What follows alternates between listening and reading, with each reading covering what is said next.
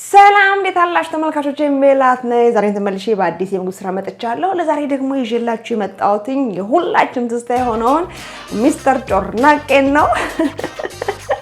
እንዴት ነው በኔ ኩሽና ጮርናቄን የምሰራው የሚለው ነገር አብረን እናያለን። አብራችሁኝ ነው። ለጮርናቄ መስሪያችን የሚያስፈልገን ግብአት ዱቄት፣ በጣም ጥቂት ስኳር፣ መጠኑን ከታች አስቀምጥላችኋለሁ እንደ ሁሌውም፣ እርሾ፣ ደረቅ እርሾ፣ ጨው፣ ጥቁር አዝሙድ እና ዘይት ናቸው። ስራዬን ስጀምር እንግዲህ የማደርገው ነገር ምንድነው መሰላችሁ? እዚህ ጋር እርሾ አለ። እርሾዬን እንደዚህ ጨምራለሁ። በመቀጠል ስኳር አለኝ። ስኳሬን ጨምራለሁ። ከዛ እዚህ ጋር ለስ ያለ ውሃ አዘጋጅቻለሁ።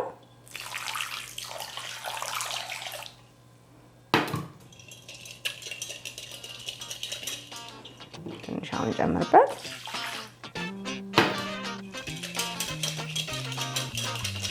እንደዚህ አማስልና እርሾዬና ስኳሬ እርሾዬ ይሰራል አይሰራም የሚለው ነገር ለማየት ለትንሽ ደቂቃ ከድኛ አስቀምጠዋለሁ።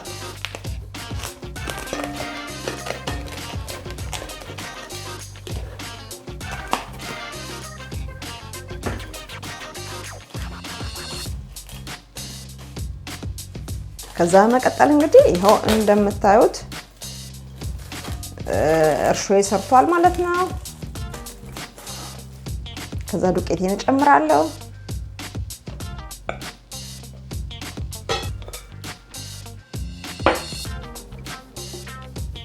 ከዛ ጨዌን እጨምራለሁ።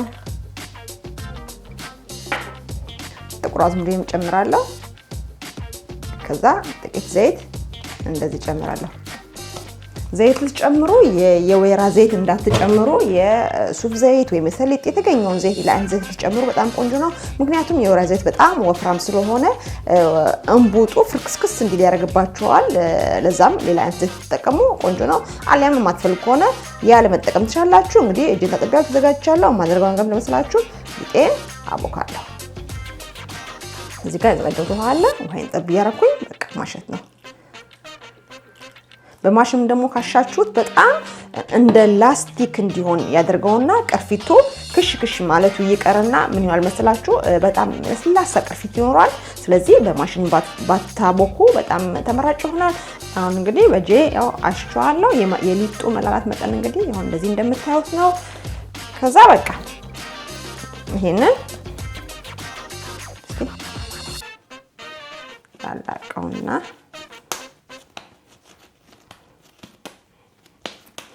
እንዴ አስተካክዬ ላስቀምጠው እና ቀድሜን እዚህ ጋር ከድኝበት የነበረው ላስቲክ አለኝ። እሱን ደግሞ ደግሜ ላለማባከል ማለት ነው፣ ሌላ ላለመቁረጥ ግጥም አድርገን እንዘጋዋለን። ያው እንደምታውቁት አሁን ሙቀት ስለሆነ እኔ ያለሁበት አካባቢ በጣም በቶሎ ይነፋል ማለት ነው። ሲነፋ ደግሞ እንዴት ነው የምንጠብሰው የሚለውን ነገር አብረን እናያለን። አሁን እንግዲህ ይሄው እንደምታዩት እንደዚህ ኮፍ ብሎልኛል። ዋው! ስከፍተው ጥቁር አዝሙዱ በጣም ነው ደስ የሚል ሽታ ያለው። የሚቀረን እንግዲህ መጥበስ ነው። እንዴት ነው የምንጠብሰው? እዚህ ጋር ዘይቴን ጨምራለሁ።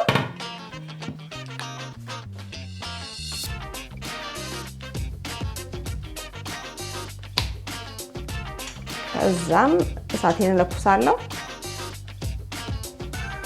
አሁን እንግዲህ የጣርኩት ዘይት ደርሷል አልደረሰ የሚለውን ነገር ለማየት ትንሽ ሊጥ ጨምራለሁ። ሊጥ ስጨምር ትንሽ እንደ ተፍለቅልቆ እንደ ጨሌ ነገር ካወጣ ደርሷል ማለት ነው። አሊያ ግን አልደረሰም ተቻላለ ጨሌ እያወጣ ነው። ስለዚህ እኔ በጣም ዘይቴ እንዲግልብኝ አልፈልግም። እናንተም ቢሆን መክራችሁ ጮርናቄ በጣም ወፍራም ስለሆነ ውስጡ እንዲበስልላችሁ በጋለ ዘይት ውስጥ መጨመር መቻል የለባችሁ። አያችሁት ወደ ላይ ተንሳፏል ማለት ነው። ስለዚህ በቂ ነው ማለት ነው። ለጮርናቄ ጥብሴ የሚሆን ያክል ግሎልኛል። ከዛ ምንም ማስተካከለው ነገር የለም። እንደዚህ ያረኩኝ እንዲጨምራለሁ።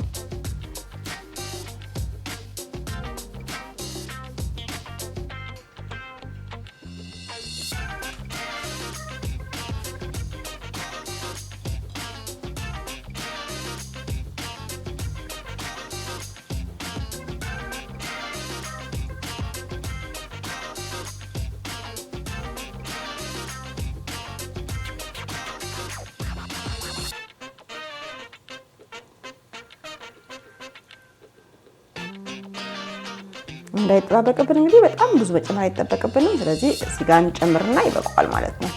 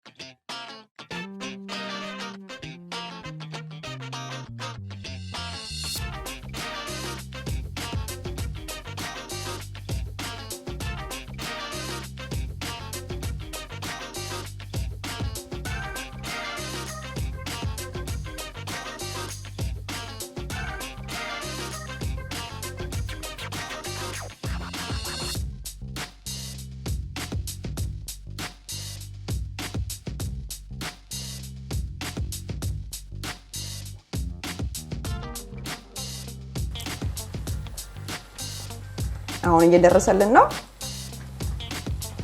ታያችኋል።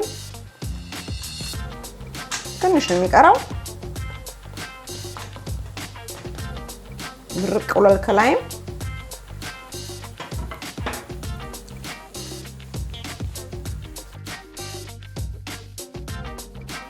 አሁን ልክ እንደዚህ ቡኒ ሲሆን እንግዲህ ወቅታል ማለት ነው።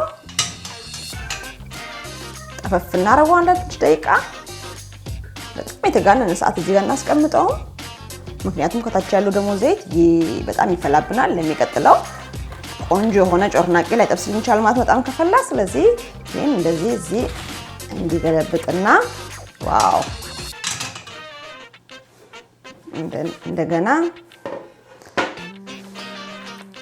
ከዛ ሊጤን እንደገና እንደቀደው ማለት ነው እንዲከታለው።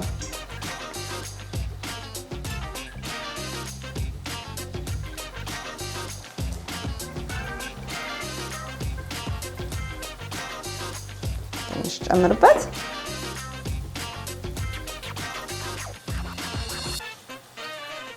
ምንም ብዙ ማስተካከል አይጠበቅብንም ሊጡን ማለት ነው። እንደዚህ ማድበልበል እንዲሁም ሌላ ነገር ምንም ማድረግ አይጠበቅብንም። መጠፍጠፍ መዳመጥ ማለት ነው።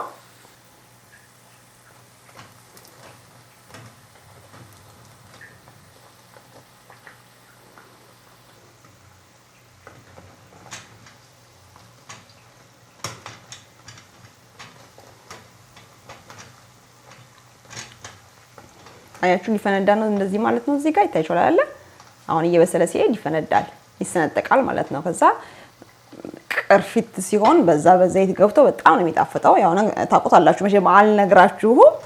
የጮርናቄ ትዝታ የለው ጮርናቄ አይጣፍጠኝም የሚል ልጅ እኔ አጋጥሞኝ አያውቅም። ያው ሁለተኛም ዙር እንግዲህ እንደዚህ ቆንጆ ነው በስሎልኛል። አያችሁት ጥንካሬው።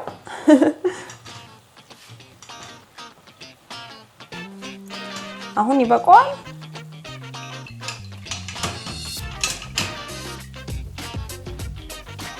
እንደቀድሙ ትንሽ ዘይቱን እንዲያንጠባጠብ አድርገዋለሁ።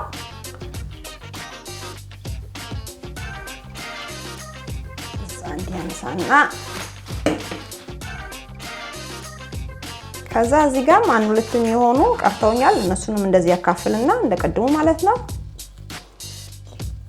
በእጄ እንደዚህ ነው የማደርገው። ምንም ማስተካከለው ነገር የለም።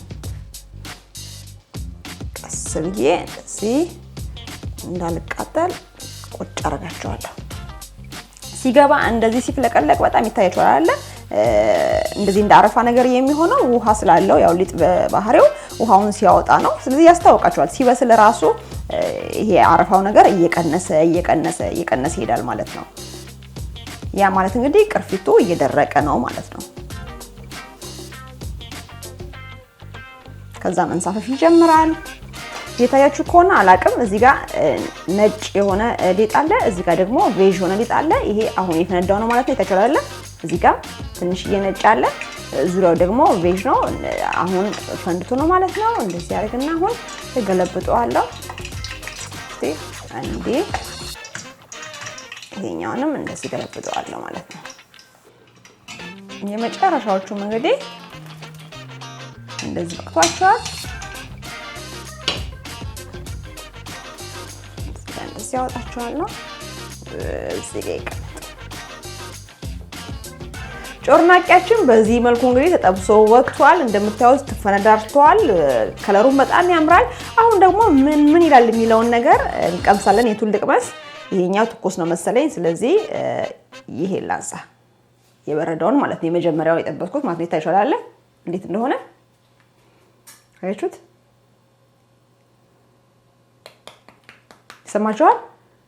በቃ እኔ ጮርናቄ ከምንም በላይ ትዝታ ጥሎብኝ ያለፈው ይሄ ቅርፊቱ ክርሽም የሚለው ነገር እሱ ነው ማለት ነው። እና እሱን ለማምጣት ደግሞ ዋው አይሻለ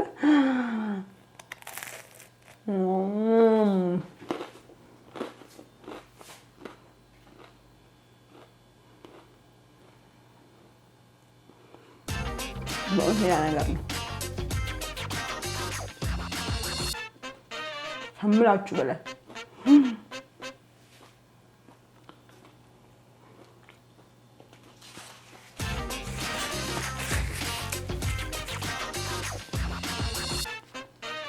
በእውነት ነው የምላችሁ በጣም ነው የሚቆርሻሸመው። እኔ አላቅም ከተሰማችሁ፣ ግን ቆይ ላሰማችሁ እንደገና መሰለኝ።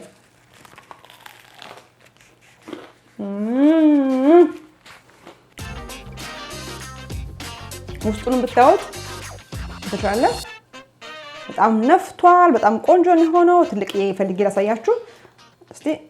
አይታችኋል? እንደዚህ ነው የሆነው። በጣም የሚጣፍጥ በጣም ቆንጆ ነው የሆነው። እውነቴን ነው የምነግራችሁ። እኔ ከምንም በላይ ያው እንደ ዳቦ እንደሚነፋ አውቃለሁ፣ ግን ውጪው ምንድነው ድርቅ ብሎ ኩርሽም የሚለው ነገር የእውነት ነው የምነግራችሁ። አይምሮ ውስጥ ራሱ አለ ልጆኜ ሳልኩት ማለት ነው። ገበያ ሄዶ መቼም ተልኮ የጮርናቄ ከእናቱ ሳይጠይቅ እንጃ አሁን አላውቅም። ቢያንስ በኔ ዘመን ግን የጮርናቄ መግዣ ቲፕ ተሰጥቶ ስንመለስ እንግዲህ ጮርናቄያችን ይዘን ከገዛነው ዕቃ ጋር እየበላን የምንመጣበት አጋጣሚ ነበር። የምሬን ነው የምላችሁ። ተመልሶ ያ ጊዜ ይመለስ እንደውም በጣም ደስ ይለኛል። ለአንድ ቀን ደረስ ብዬ በመለስ የዛን ዘመን ማለት ነው። ለማንኛውም በጣም ቆንጆ ነው። እኔ እንደሁሉ የምላችሁ ስሩ፣ ሞክሩ፣ ብሉ ነው። የልጅነት ትዝታችሁን እንግዲህ እንደዚህ እየጠበሳችሁ እየበላችሁ ወይ ሁሌ የሚደረግ ነገር አይደለም፣ ግን አንዳንዴ በጣም ቆንጆ ነገር ነው። አስታውሱ ብዬ እላለሁ። ብዙ ነገር ነው የሚያስታውሰው። ሰፈራችሁን፣ ኑሯችሁን፣ ቤተሰባችሁን የነበረውን ነገር ሁሉ ነው የሚያስታውሰኝ። ለዛሬ የነበረኝ ቪዲዮ ይሄን ይመስል ነበረ። አዲስ አበባ ቻናሌ ሰብስክራይብ እያደረጋችሁ ቻናሌ ቤተሰብ ሆኖ የደወሉን በመጫን ኦል ምትሏን ደግሞ ነካ አድርጋችሁ ሁሌም ሰራው ቪዲዮ ወደ እናንተ እንዲደርስ አድርጉ። ጮርናቄን ከወዳችሁ በነገራችን ላይ ቆቆር እንደሚባልም ሰምቻለሁ። አሁን ነው የሰማሁት። የት አካባቢ እንደሆነ አላውቅም፣ ግን ብዙ ሰው ቆቆር ይለዋል። እንግዲህ ያው ጮርናቄ ስልም ግራ የገባችሁ ሰዎች ካላችሁ ቆቆር ነው ማለት ነው። እናም ጮርናቄን ወይም ቆቆሬን ከወዳችሁ ላይክ፣ ሼር ማድረጋችሁን አትርሱ። በሌላ ቆንጆ ቪዲዮ እስከምንገናኝ ሰላም ሁኑልኝ። ባይ ባይ።